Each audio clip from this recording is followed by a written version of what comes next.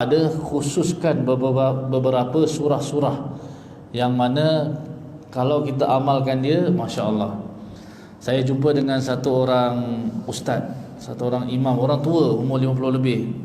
Imam tu kan, umur 50 dekat dengan 60. Anak dia 11 orang, isteri dia 4. Isteri 4 nanti belakang ni panas sikit kan.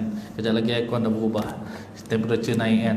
Jadi isteri ustaz ni 4. Bukan nak cerita isteri dia 4, nak cerita anak dia. Dia cerita anak dia, dia tak cerita, kawan dia cerita dengan saya, orang yang datang sekali dengan dia, dengan ustaz ni, dia ceritakan. Dia kata ustaz ni isterinya 4, anaknya 11 lebih orang, ada dekat Johor sana. Astagfirullah, kita sebut pula kan. Ada dekat Johor pula anak-anak dia ni, dan semuanya imam-imam masjid, hafiz-hafiz Al-Quran. Anaknya ada yang 11 orang tu imam-imam masjid, hafiz-hafiz Al-Quran. Jadi dia pun mengajarkan saya beberapa perkara. Dia kata kalau nak masuk rumah, ustaz tu sendiri yang cakap.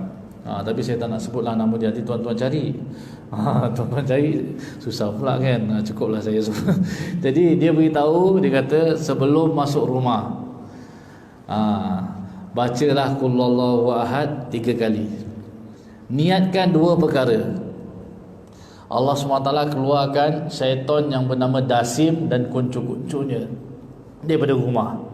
Syaitan bernama Dasim dan kuncu-kuncu ni kerja dia buat melagakan laki bini, gaduh supaya berlakunya perceraian. Yang keduanya, dah baca Qul Huwallahu Ahad, kita pagarkan rumah kita. 3 kali Qul Huwallahu Ahad tu kita bayangkan pagar sekeliling rumah kita. Mula halau keluar semua kan. Lepas tu pagarkan satu rumah kita semuanya. InsyaAllah anak-anak semua dengar cakap. Untuk isteri pula, tuan-tuan, kita beritahu pecah rahsia ini, nak tolong-menolong kan. Wa ta'awanu 'alal birri wa taqwa kan. Ustaz tu kata isteri kita malam-malam mau gosok dahi dia, ubun-ubun ni, baca surah Yusuf ayat yang keempat. Kalau tuan-tuan tahu, idh qala yusufu li abihi ya abati inni ra'aitu asyara kawkaba wasyamsa wal qamara ra'aituhum li sajidin. Li sajidin ulang 3 kali. Li sajidin, li sajidin, li sajidin. Li sajidin pertama, niat supaya isteri kita taat Allah SWT. Li sajidin yang kedua, supaya taat Rasul SAW. Li sajidin ketiga, siapa lagi kan? Abang lah, kamu kena taat kan. Dengar abang cakap sikit kan. Abang kalau cakap selalu kalah kan. Kali ni kita baca, InsyaAllah. Dia kata, abang ni apa pasal nak pegang-pegang dahi? Dulu mula-mula kahwin kan biasa pegang kan, tapi ni sajalah nak pegang tua-tua ni. Baca kan? Baca. InsyaAllah tuan-tuan, lembut hati dia tuan-tuan. Lepas ni dah tua-tua pula tahu, tak apalah. Tua-tua pun tahu tak apa. Tapi ada yang tahu muda-muda, alhamdulillah kan. Ajarkan anak-anak kita, keliling-kelalang kita semua tu ajarkan. Kesian tengok rumah tangga kan, duit banyak, kerja pun bagus, tengok-tengok pecah kan. Bukan pinggan mangkuk je pecah sekali rumah tangga, waliazubillah. Jadi nak lalu dekat akhirat, hati mau tenang. Kadang-kadang balik semayang bukan buat maksiat, bukan balik kedai kopi, tapi pap kan dekat rumah, betul tak? Angkut semua kat sini lagi-lagi kan. Bukan balik, mana balik masjid. Abang balik masjid kenapa lama bang? Duduk dengan orang masjid, borak-borak bang, borak kat rumah lah bang. Habis saya ni untuk siapa bang? Kan, betul tak? Ibu-ibu jangan marah ya. Ini sebahagian ibu-ibu dekat kawasan yang lain kan. Jadi bawa balik ni saya bagi rahsia 2. Rahsia antaranya Qul Huwallahu Ahad 3 kali. Satu haji tu tanya saya, lepas saya ceramah, rupanya ada juga orang nak ambil kan. Jadi haji tu tanya, lepas habis ceramah dia tanya, ustaz apa tadi baca? Saya kata 3 kali je Qul Huwallahu Ahad, tak payah susah-susah. Tapi niatkan 2 perkara. Pertama, syaitan Dasim dan kuncu-kuncunya keluar daripada rumah semuanya. Dan yang kedua, dipagarkan rumah kita. Pagar tu kita mau bayangkan ada pagar keliling rumah kita, naik 7 petala langit, 7 petala bumi, InsyaAllah tuan-tuan. Jadi, dan kita bawa amalan-amalan agama masuk dalam rumah. Bacakan hadis-hadis Nabi SAW, baca Al-Quran juga dalam rumah. Anak-anak kita mau ajarkan agama. Macam Nabi Yaqub alaihissalam. Nabi Yaqub alaihissalam tanya kepada anak-anak dia, am kuntum syuhada idh hadara Yaqubal maut. Ketika Nabi Yaqub alaihissalam nak datangnya kematian, hari-hari nak mati. Dah habis satu. Jadi hari-hari nak mati, Nabi Yaqub alaihissalam pesan kepada anak dia, wahai anak-anakku, kalau aku mati, kamu nak sembah siapa? Dia kumpul semua anak-anaknya. Maka anak-anak dia kata, na'budu ilahaka wa ilaha abaika Ibrahim wa Ismail wa Ishaq ilahun wahida. Kami akan sembah Tuhan kamu wahai bapa, Tuhan Nabi Ibrahim, Ishaq, Yaqub alaihissalam, dan dan kami akan sembah Allah SWT Tuhan yang Esa sahaja. Jadi kita kumpul anak-anak kita, kita mau cakap. Kita dah beli peti ais, jangan kita biarkan kosong tuan-tuan. Nanti kita balik nak cari coklat tak ada, cari cheese pun tak ada, cari lauk-lauk semalam pun tak ada, sebab kita tak isi. Jadi kalau kita isi tuan-tuan, maka kita balik, di situlah adanya coklat, di situlah adanya aiskrim, di situlah ada daging daging hancur, ada burger dan sebagainya. Macam tu juga dengan anak-anak kita tuan-tuan. Kita balik ni kita bagi, isikan dia. Dan kita pesan kalau anak kita dah kahwin, kamu jangan tinggalkan untuk mengisi anak-anak kamu pula kan.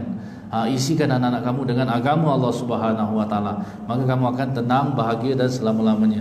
Dan lepas kita daripada kubur, kita akan titian sirat, semua ni berhajat kepada amalan-amalan kita yang betul kepada Allah Subhanahu Wa Taala.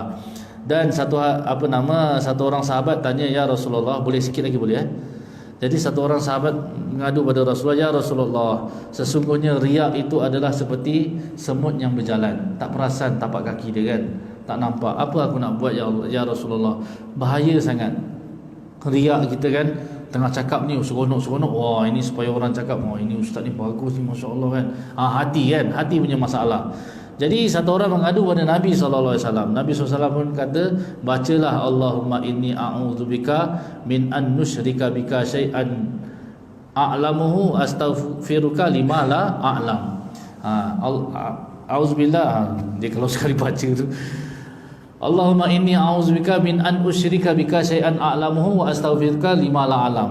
Ya Allah, Allahumma inni a'udzubika min an usyrika bika syai'an a'lamu. Aku berlindung denganmu ya Allah daripada segala apa yang syirik yang mana aku tahu, dan aku berlindung kepadamu daripada apa yang aku tidak tahu, dan aku minta ampun terhadapmu ya Allah atas apa yang aku tidak tahu. Astaghfiruka lima la a'lam.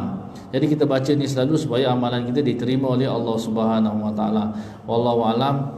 Jadi tuan-tuan yang dimuliakan Allah Subhanahu Wa Taala, kehidupan kita ni sekejap saja, mau tak mau kita akan tinggalkan. Mau tak mau kita akan tinggal. Ada orang kata rumah orang tu besar. Nabi SAW bila melihat satu perkara di dunia yang mengagumkan, Nabi baca Allahumma la aisha illa aishul akhirah. Ya Allah, tidak adalah kehidupan melainkan kehidupan di akhirat. Kita tengok rumah besar, rumah betul-betul besar. Tu saya ceritalah Shah Alam sana kan. Saya tinggal dekat sana Shah Alam, Seksyen 7 sana kan. Rumah Masya Allah macam istana. Bukan raja, bukan sultan, tapi rumah besar. Suatu hari paling lama tuan-tuan 60-70 tahun. A'maru ummati baina sittin wa sab'in. 60-70 tahun saja tuan-tuan. Nak tinggal Melayu ni pun dia, anak-anak dia tak nak duduk sekali biasanya, betul tak? Dah kahwin semua cari kerja sendiri kan, pergi cari rumah sendiri, tak duduk kita. Rumah besar pun susah nak duduk sekali, betul tak? Jadi tuan-tuan, apa yang patut kita buat? Biasa-biasa saja. Dan mana kita nak hantar kita punya amalan, kita hantar ke akhirat banyak-banyak tuan-tuan. Daripada segi amalan, daripada segi harta benda kita, mulalah dan cari yang mengalir punya. Contohnya yang mengalir apa dia? Madrasah ni perlukan pembinaan kan. Bangunan-bangunan kita bagi. Madrasah ni perlu belikan kenderaan-kenderaan, maka kita bagi. Tempat ni masjid ni perlukan apa, kita bagi. Kapet ni Masya Allah berapa ramai orang sujud ni, berapa banyak pahala dia selagi 10 tahun pakai kan. Contohnya paling kurang, kalau tak ada banjir, tak kotor, 10 tahun boleh pakai. Masya Allah berapa ramai orang sujud, berapa orang yang berzikir, rasa lembutnya kapet ni, sujud lama-lama kan. Masya Allah. Jadi di situ akan perpanjangkan kita punya ganjaran di sisi Allah SWT. Wallahu a'lam. Yang baik daripada Allah SWT. Mohon maaf salah dan silap. Minta maaf atas segala-galanya. Yang baik daripada Allah SWT, yang kurang